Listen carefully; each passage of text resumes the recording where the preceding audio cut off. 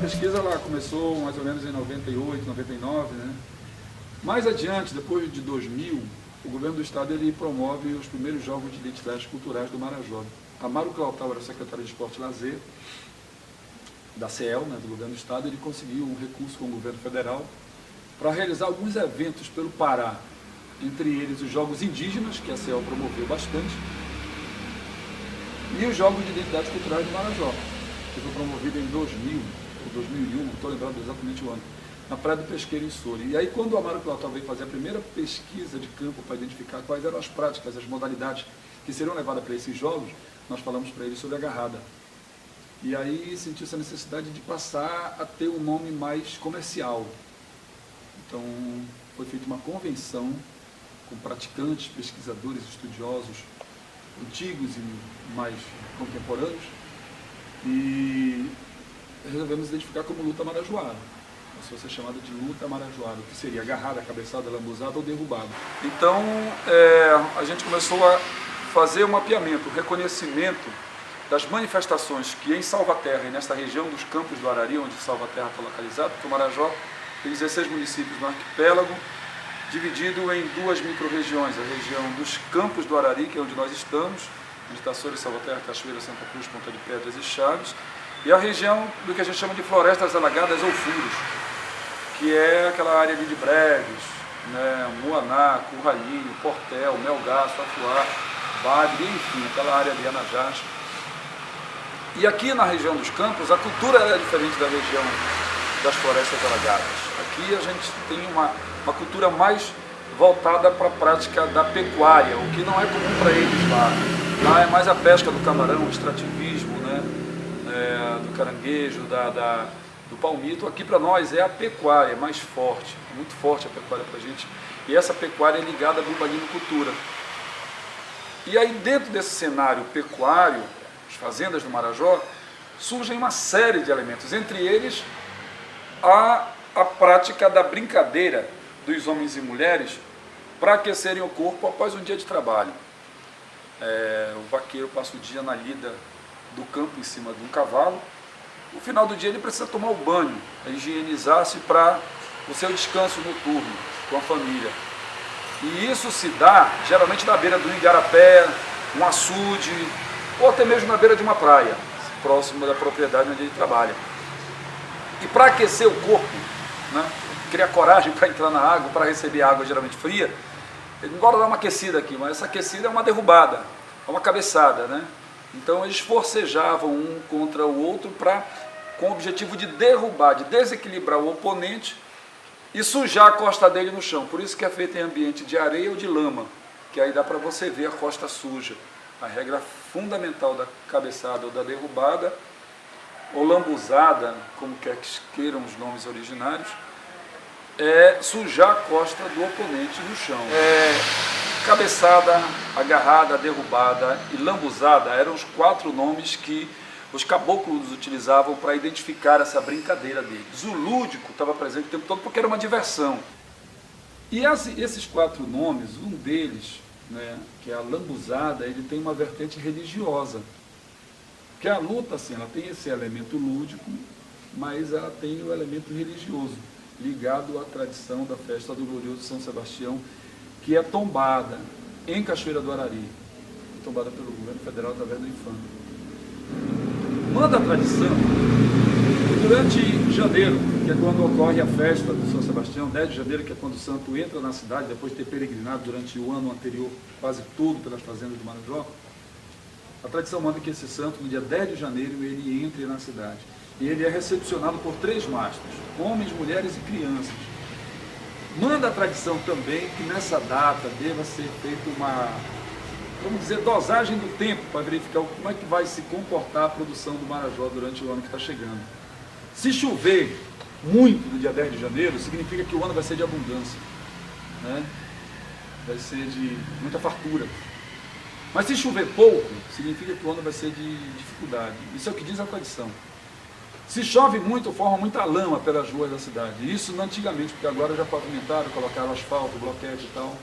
Então, quando a luta era praticada durante o transporte do santo e dos mastros, era porque os devotos do glorioso São Sebastião queriam receber as bênçãos das primeiras águas do inverno marajoara que caiu nesse período. E sendo as águas abençoadas pelo glorioso, a lama produzida por essa água também seria abençoada. Então homens e mulheres se envolvem no embate da agarrada ou da lambuzada. E eles se sujam na lama, sendo abençoados pelo santo. Então, a lambuzada, ou seja, sujar-se na lama, é um ato religioso, buscando a bênção do santo glorioso, protetor dos vaqueiros, né, dos campos do Marajó.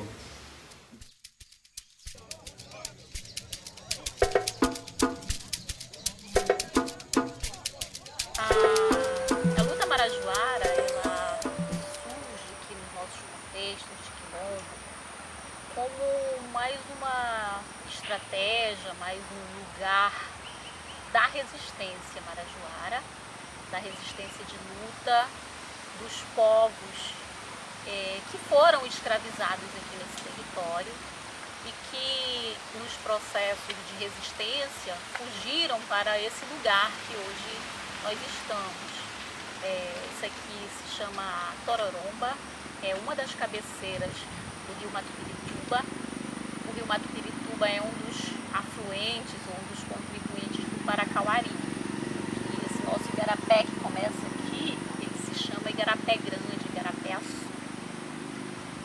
Aqui esse lugar é considerado sagrado para o nosso povo por ser um lugar de nascente e por acreditarmos que aqui mora uma das guardiãs desse rio e do nosso território como um todo. Se chama a Sapa da Tororomba. Esse lugar aqui é a Tororomba. Dá para vocês ouvirem, tem um som de cachoeira aqui. O termo Tororomba significa queda d'água, cachoeira, em Tupi-Guarani. Então aqui é a Tororomba. Bom, esse lugar aqui, ele surge com a chegada de 4 ramos de fugitivos, de fugidos.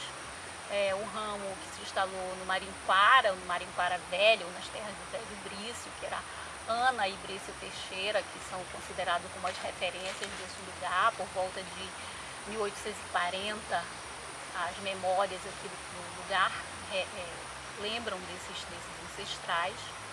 Esse lado aqui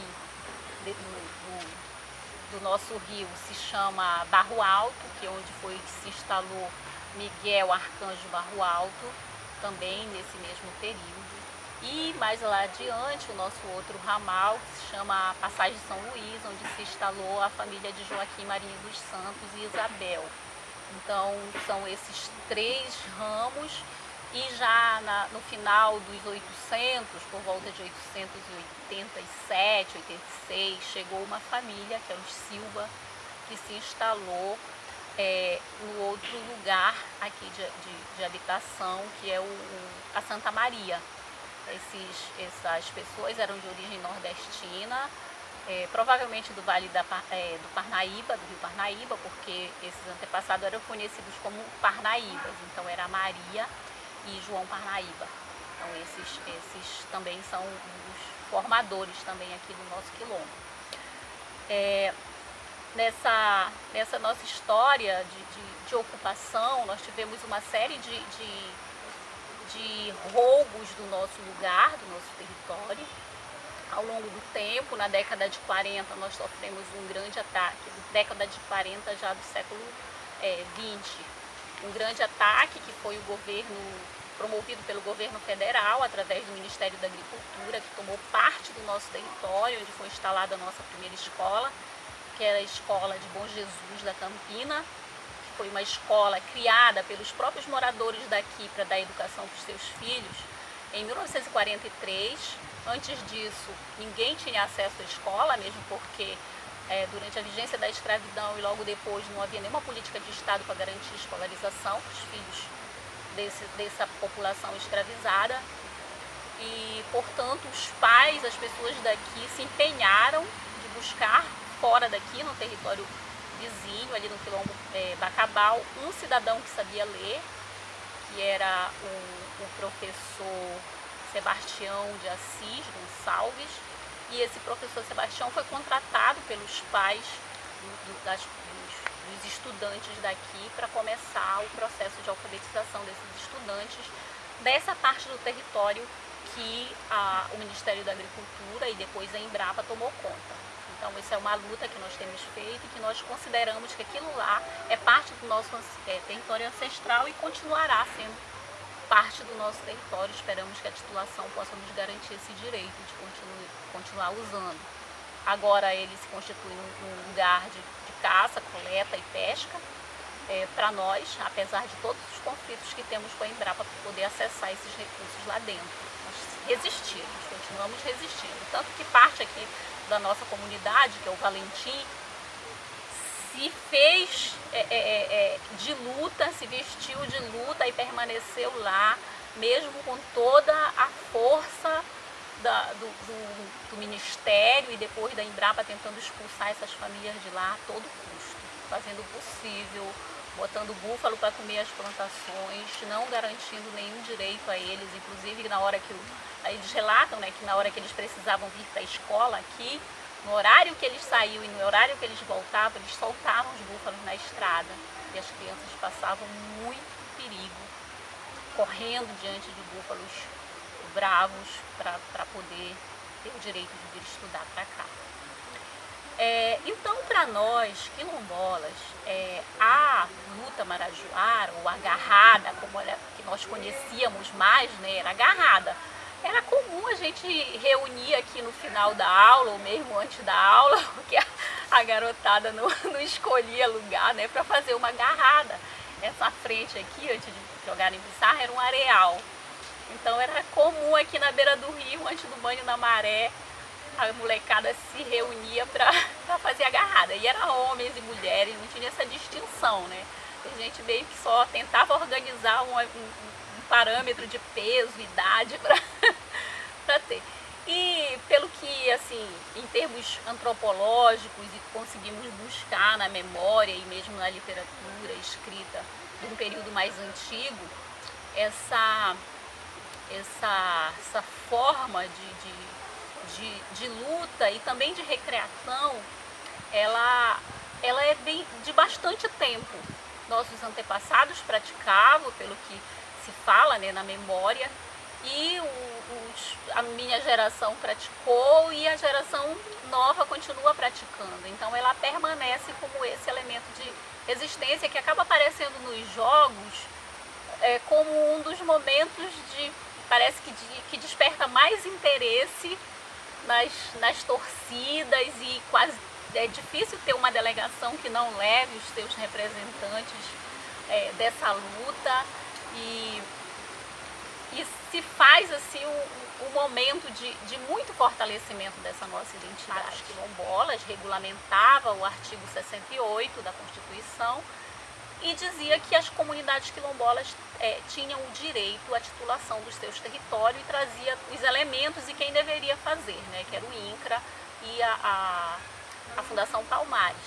Então, os jogos, eles fazem esse momento de trazer os elementos da cultura quilombola para uma visibilidade maior dentro do contexto de Salvaterra, até mesmo porque até hoje, se agora em 2021 ainda se questionam nossos direitos ao território, lá no início dessa luta se questionava ainda mais, porque não ouviam falar, não se tinha uma história, havia apenas a oralidade dos nossos antigos que dizia quem foram eles e quem foram os antepassados deles, vivendo nesses territórios, sobrevivendo, resistindo e existindo aqui. Então, esse aspecto de cultura, ele é extremamente importante, os fenômenos, né, os aspectos da cultura, para a garantia também desse direito. Porque quando o decreto fala, né, que a gente tem que ter uma reminiscência histórica, uma relação muito forte com esse território, essa relação, ela é uma relação de vida, a gente depender desse território para sobreviver e construir lugares de memória, construir lugares onde a gente, que é simbólico, que é importante para nós.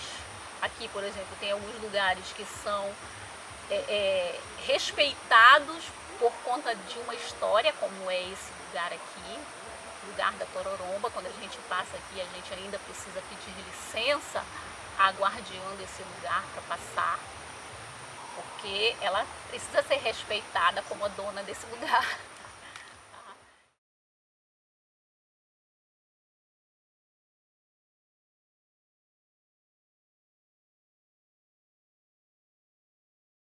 Do Abdias de Nascimento, e ele fala lá sobre quem foram os escravizados que habitaram, que vieram, né, que foram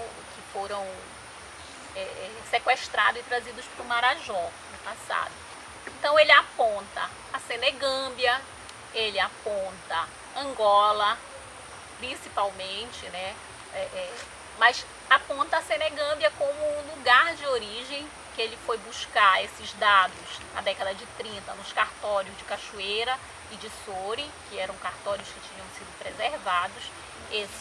Esses documentos, o Rui Barbosa não botou a mão para queimar, então foram preservados.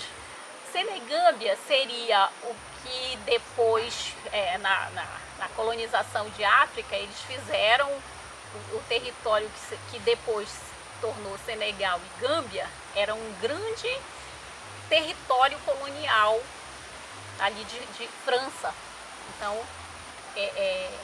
a Senegâmbia era esse grande território que eles criaram, né, artificialmente, colocaram vários povos ali, e de onde eles promoviam também o tráfico transatlântico. Os relatos do Nunes Pereira, a partir dos cartórios, porque ele foi ver as listas de bens que os senhores, as pessoas daquela época deixavam para os seus descendentes. Entre essa lista vinha os escravizados como bens semoventes, né, propriedade, que se passava de um herdeiro para outro. E nessas listagens vinha como eles se apresentavam. Eles diziam, olha, eu sou fulano de tal, já com o nome português, já tinham sido batizados em sua maioria, fulano de tal que vim de Angola, ou que sou Fulupe, que sou Fula, que sou do Senegal, que vim do Senegal, porque nem todos os que vinham desse porto do Senegal eram necessariamente originárias dali, porque eles faziam a captura em diversos pontos da costa africana e levavam para os portos. Então, nesse processo, alguns já só tinham a memória do porto de onde eles saíram. E quando eles chegavam aqui, eles também eram distribuídos muito aleatoriamente, e alguns perdiam as suas referências. Mas uma referência forte como essa, por exemplo, dessa lembrança dessa prática, permanece e chega até nós.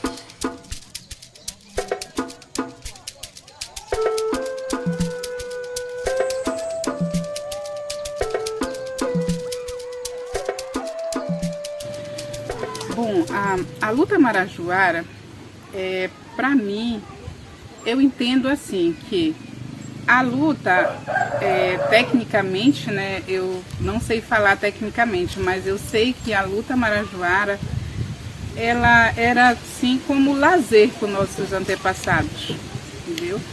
Depois de um dia de trabalho, depois de muita da luta diária, eles tinham como uma diversão. E hoje, nos dias de hoje, a gente passando nos dias de hoje, a luta marajoara, ela representa a nossa luta diária. Porque nós, desde que acordamos, cada dia é uma luta. Nada vem para nós fácil. Então, a gente do movimento, que está no movimento negro, no movimento quilombola, dentro da comunidade, a luta é diária. Então, hoje, a luta significa muito para nós, porque é uma forma que a gente tem de se fortalecer, porque a luta em si, ela é um movimento muito forte, né? É um momento assim que de enfrentamento político, enfrentamento de todo tipo de preconceito, racismo que a gente enfrenta diariamente. Eu, desde 2003, que eu estou diretamente no movimento, né? Nós tivemos encontro de mulheres aqui na comunidade. Eu já participava, mas não diretamente. Mas a partir de 2003, foi que eu participando, eu vi a necessidade que a gente tinha de alguém dentro da comunidade ajudar os que estavam à frente naquela época. Igual como eu acho assim, que hoje eu já me sinto feliz, que eu já tenho pessoas que vão dar sequência no que eu dei, que outras antes de mim deram. Então, a gente tem os Jogos Quilombola. Os Jogos, ele foi idealizado por uma companheira nossa de movimento e que é onde reúne todas as comunidades do município de Salvaterra. E também, até de Cachoeira, nós temos uma comunidade que vem e participa conosco. Os Jogos, ele não é apenas só brincar. Ali nós queremos nos mostrar, ali nós queremos mostrar que existimos, ali é nossa resistência, ali é o encontro para que a gente possa se fortalecer, que cada um venha e dê exemplo da sua vivência, porque cada comunidade ele tem uma vivência e isso para nós é muito importante, a gente está socializando um com o outro, né, a vivência do outro. E esses jogos lá nós temos a luta marajoara, que não pode faltar, nós temos o cabo de guerra, então e temos outras coisas, mas eu estou falando sobre esses dois porque ali são força. O cabo de guerra, um puxa para um lado, outro puxa para outro. Isso a gente tem na nossa vida, diariamente, que cada hora querem puxar da gente. Um fazendeiro quer puxar um pedaço de terra e a gente luta por esse título e que até hoje a gente não consegue, para que a gente esteja assim, vamos dizer, sossegado, para que nossos netos venham ter essas terras tituladas, né?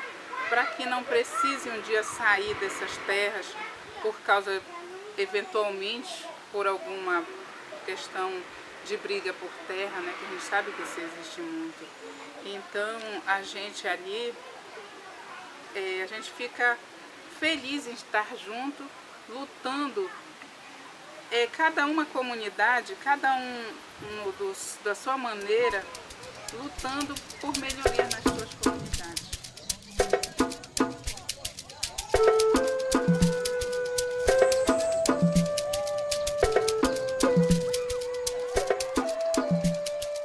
Bom, eu sou de uma comunidade de remanescentes quilombolas, chamada Caldeirão. Eu convivi, né, com as pessoas que já praticavam a luta marajoara, que geralmente eram ou nas fazendas ou nessas comunidades de remanescentes quilombolas que eram praticadas essa arte marciais, né, que chamavam de agarrada, lambuzada. Né. Chegava e convidava o outro, pô, bora dar uma agarrada ali.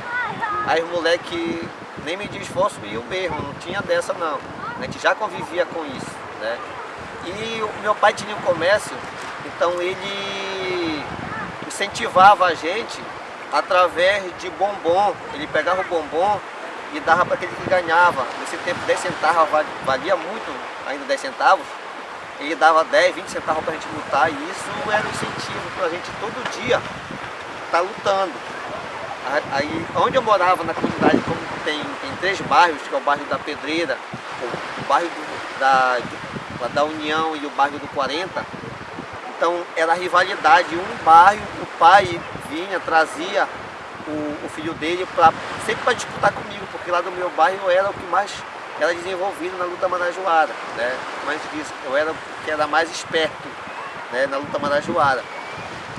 E aí nisso eu fui pegando a prática, né? Meu pai já lutava e através do incentivo dele, da minha família e de outras pessoas que também já praticavam lá, né, eu fui levando essa arte comigo.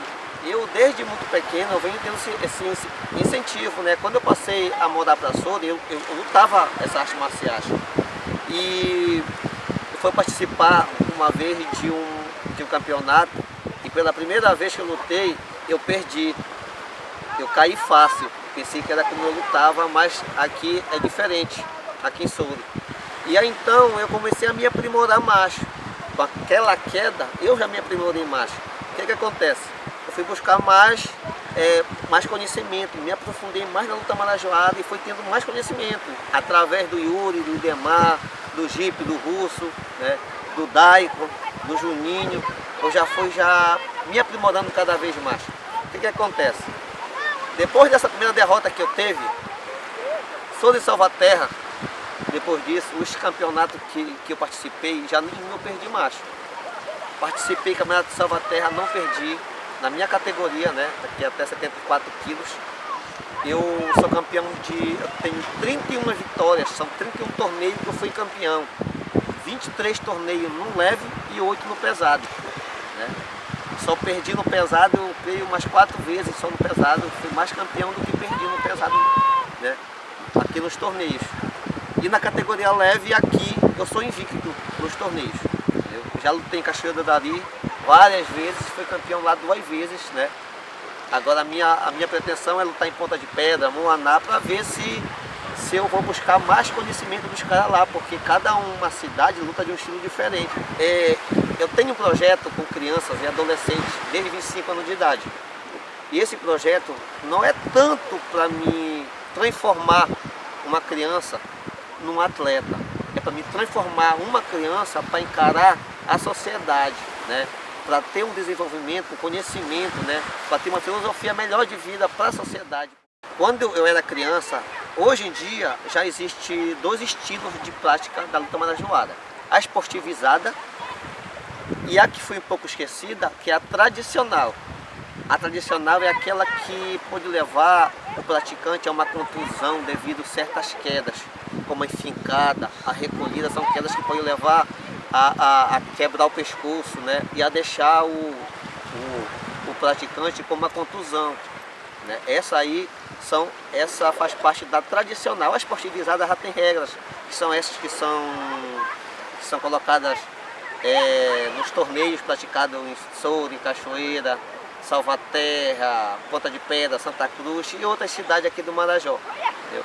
Que ração já era colocada para justamente não ter essas contusões, né? Que é a esportivizada. Lá no meu quilombo era praticada a tradicional, não tinha negócio de regra. Iniciava e não tinha negócio de dizer, parou, não, para nada, só para quando tomba. Né? O cara dava um asa. Eu uma vez fiquei umas 2 semanas com o pescoço duro, porque como eu era lá o mais de agilidade lá no meu bairro, o pai de um garoto trouxe ele, que era maior do que eu, para disputar comigo. E o que acontece? O moleque me deu, que a gente chama aqui de corta-pirão, que nada mais é parecido com a guilhotina, a que chama de corta-pirão. Pega o pescoço e atraca assim, entendeu? Aí como eu não tinha uma habilidade de sair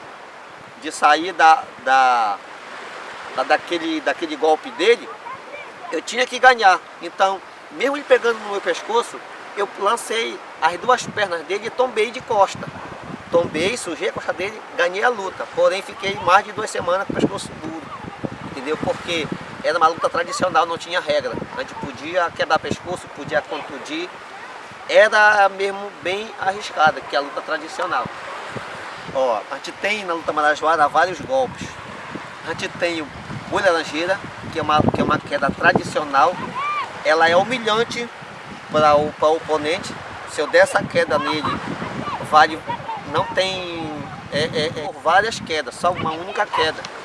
Então ela é humilhante para o oponente. Tem a desgalhada, que é uma que a gente pega no pé, a gente dá-lhe a cabeçada ou a calçada, carrega e joga no chão, como se fosse um galho de mangueiro seco caindo lá no manguezal sem defesa. Por isso que a gente chama de desgalhada, que quando cai o galho seco, ele se estabela no chão. E a gente pega o cara e joga para frente ou joga para trás, e ele cai. Não é que ele vai cair de costa, mas eu dei dele uma desgalhada. Tem A fincada e a recolhida, que são aquelas que eu falei que são proibidas. A fincada joga o cara de cabeça no chão, para frente, para trás, joga o cara de cabeça no chão. Já a recolhida é uma que a gente dá-lhe a invertida dele, que é a cabeçada ou a calçada, e a gente recolhe ele, ele cai com a cabeça no chão também. Ele pode prejudicar a cervical dele. E temos a baiana, que pega no meio, joga para trás. Só que a baiana é uma queda que pode sujar a coxa desse que está lançando. Antigamente ela valia como queda dessa mesma maneira, mas na regra ganha quem suja a coxa do oponente. Então se ele vai dar a baiana, ele pode sujar primeiro do que o oponente dele e ele perder. Mas tem gente que dá ela muito bem, entendeu? E tenta ter essa vantagem. Tem o que? Tem a calçada, que é uma cabeçada. A calçada é quando o oponente ataca para dar a queda. E a recalçada é quando eu ataco para dar a queda e o meu oponente vai mais embaixo do que eu, me carregando ou arremessando para trás ou arremessando para frente. Então tem muitas quedas assim que nem nome tem, né? Mas a gente sabe que é da luta marajoara. E todas as quedas quase a gente costuma dar a comparação com a natureza, né? Por exemplo, como a desgalhada, por causa do manguezal, tem o jacaré, que a gente vira para pegar a perna do outro, né? Tem a gente chama esse cara, esse cara é um gato, porque ele é um gato, porque ele é muito esperto, muito ligeiro. Quando tu pega ele, tu dá-lhe a cabeçada ou a calçada, que tu joga ele no chão, ele nunca cai de costas, sempre cai de quatro, né? Então ele é um gato. Então tem N nome da luta marajoara que a gente ainda nem conhece. Outros vaqueiros sabem, mas a gente não sabe. Como por exemplo, a gente chama de bezerro mojolo. Bezerro mojolo é quando você pega um búfalo para tombar na fazenda pelo pescoço. Você pega o pescoço do búfalo e troce, o búfalo cai. Você pega no chifre dele aqui e no queixo, ele troce. O que acontece? Quando o cara dava ali a calçada no oponente dele e carregava, mesmo ele carregado, ele pegava o pescoço do oponente lá em cima e trouxia que nem um bezerro. Então o cara era obrigado a cair, mas ela é proibida, né? Como as outras quedas que são proibidas na luta marajoara. A gente tenta ensinar para as crianças apenas a luta marajoara esportivizada, até uns 12 anos de idade. Não tem como, pela curiosidade dele, a gente tenta não passar para ele a tradicional, porque a tradicional tem essas quedas que são proibidas. E como criança ela é curiosa, de repente ela pode fazer um golpe desse pela curiosidade e contundir uma outra criança. Aí já não é legal, aí já não é. Aí pela responsabilidade a gente tenta ensinar apenas a esportivizada, pelo menos até os 12 anos de idade. Para justamente essa curiosidade, entendeu? E a partir de 12 anos a gente vai passando a prática de conhecimento dessa tradicional, para justamente ele ter essas informações de como a luta marajoara é esportivizada e quanto a luta marajoara tradicional. Tem uma daqui, você canta a barra aqui pra gente dar um pouco.